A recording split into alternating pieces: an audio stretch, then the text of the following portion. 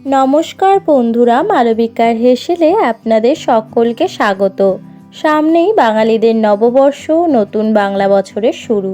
আর নববর্ষের দিন বাঙালিরা কিন্তু খাওয়া দাওয়াটা জমিয়েই করে।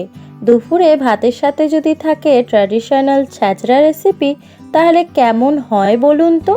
ছ্যাঁচড়া মূলত বিয়েবাড়িতেই হয়ে থাকে, তাই আজ আমি সেই বিয়েবাড়ির স্টাইলেই ছ্যাঁচড়া বা মাছের মাথা দিয়ে পুঁই শাকের চচ্চড়ি পয়লা বৈশাখ স্পেশাল আপনাদেরকে বানিয়ে দেখাবো। তার জন্য প্রথমেই আমি এখানে একটা বড় সাইজের কাতলা মাছের মাথা নিয়ে নিয়েছি। তাতে দিয়ে দিলাম নুন আর দিয়ে দিলাম হাফ চা চামচ মতো হলুদ গুঁড়ো। এবার নুন আর হলুদ গুঁড়োটা ভালো করে মাছের মাথার মধ্যে মাখিয়ে নেব। মাছের মাথার মধ্যে ভালো করে নুন হলুদ মাখানো হয়ে গেছে। এবার কড়াইয়ের মধ্যে দিয়ে দিলাম সর্ষের তেল। তেলটা গরম হয়ে এলে এবার এর মধ্যে মাছের মাথাগুলো দিয়ে দিতে হবে। মাছের মাথা দেওয়ার পর তেল কিন্তু একটু ছিটতে পারে, এর জন্য যখন তেলের মধ্যে মাছের মাথাটা দেবেন তখন একটু সাবধানে দেবেন। মাছের মাথাটা 2 মিনিট 3 মিনিট মতো একটু ভাজা হলে এবার এর মধ্যে মাছের তেলটা দিয়ে দেব।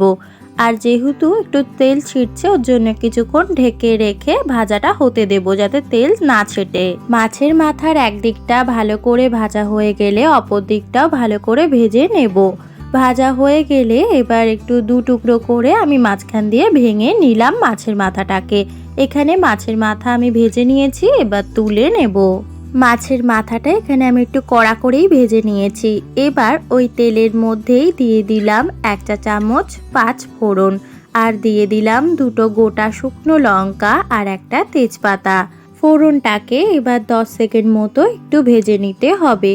ফোড়নটাকে 10 সেকেন্ড মতো ভাজার পর এবার এর মধ্যে 2টো মিডিয়াম সাইজের পেঁয়াজ কুচি দিয়ে দিলাম।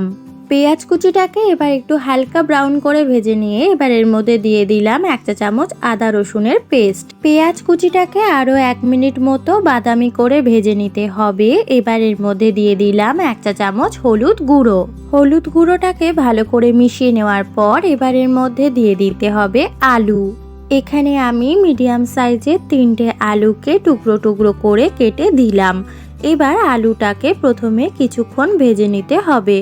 আলুটা 2 মিনিট মতো ভেজে নেওয়ার পর এবার এর মধ্যে কেটে রাখা কুমড়ো দিয়ে দিলাম। এখানে আমি 500 গ্রাম কুমড়ো ব্যবহার করেছি, আর কুমড়োর টুকরোগুলোকে আমি কিন্তু একটু বড় বড়ই রেখেছি।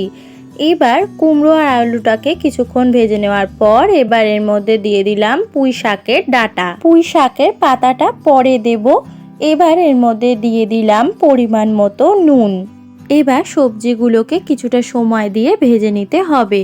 ছ্যাঁচড়ার এই রেসিপিটি করতে কিন্তু সময়টা একটু বেশি লাগে। ঢাকা দিয়ে দিলাম যাতে সেদ্ধ তাড়াতাড়ি হয়। ঢাকা খুলে এবার এর মধ্যে পুঁই শাকের পাতাগুলো দিয়ে দিলাম। এইভাবেই ঢাকা দিয়ে দেব। ঢাকা দিলে তাড়াতাড়ি সেদ্ধ হয়ে যাবে। ঢাকাটা খুলে নিয়েছি, দেখুন পাতাগুলো অনেকটা সেদ্ধ হয়ে এসেছে।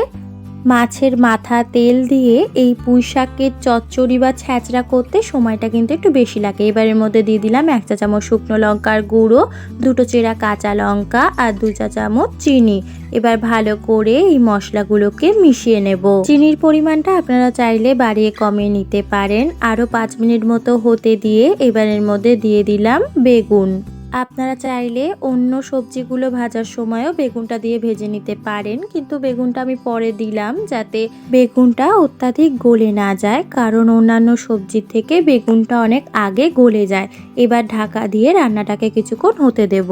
প্রায় 15 মিনিট পরে ঢাকাটা খুলে এবার মাছের মাথাগুলো দিয়ে দিলাম। মাছের মাথাগুলো এবার ভালো করে মিশিয়ে নেব। এখানে কিন্তু আমি এই মাছের মাথাগুলোকে খুব বেশি টুকরো করিনি। মাছের মাথাটাকে সবজিটার সাথে ভালো করে মিশিয়ে নিলাম। এই রান্নাতে আমি কিন্তু কোনো জলের ব্যবহার করিনি, সমস্ত সবজি থেকে যে জল বেরিয়েছে তাই দিয়েই রান্না হয়েছে। এবার আরো কিছুক্ষণ ঢেকে রান্নাটা হতে দেব।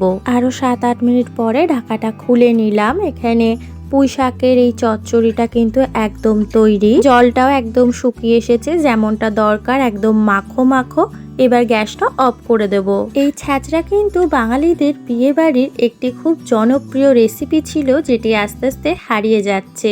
সেটি আজ আপনাদের পয়লা বৈশাখ স্পেশালে শেয়ার করলাম।